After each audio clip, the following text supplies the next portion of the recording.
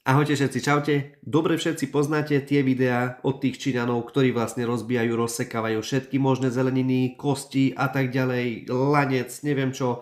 Tak tentokrát mám tu na pre vás zase ďalší príklad, ako vás sa snažia ošaliť a ako v jednom videu zo pár klamstiev vám povedia, aby vám ten nôž vedeli predať. Poďme hneď ku tomu a sledujte a počúvajte aj mňa, aj pozorne to video, aj tú reklamu. Profesionálny nôž Tazaki. Profesionálny nôž Tazaki. Jeden profesionálny nôž ako toto Tazaki, tak sme z hodu náhod našli profesionálny nôž za 9,39 na AliExpresse. Tak profesionálne som ho našiel, ako oni sa snažia predať o 40% ešte v zľave z určitej sumy, čo je 42 eur. Polymérne drevo. Polymérne drevo. Ideme to dávať do reklamy, čo je úplný plast, maximálny, ale je to profesionálny nôž. Čo polymer sa používa skoro v každej jednej stavbarčine, proste či je to na plot alebo na hocičo a meter štvorcový stojí z toho úplne maličko, ale je to profesionálny nôž. Počkajte, lebo trošku sme do toho rozprávali. Drevo. Mimoriadne ostrý a odolný.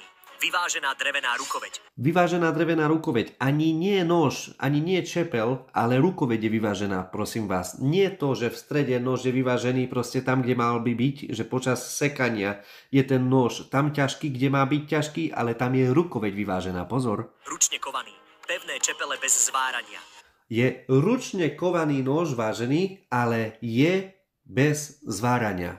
Každý dobre vieme, že keď sa niečo ručne ková, tak to vyzerá nejako takto, že keď niečo sa ručne ková, tak tam sa pokladajú na to rôzne tie malé panely a proste tie panely sa musia pozvárať a potom sa dajú do piecky, kedy sa to robí.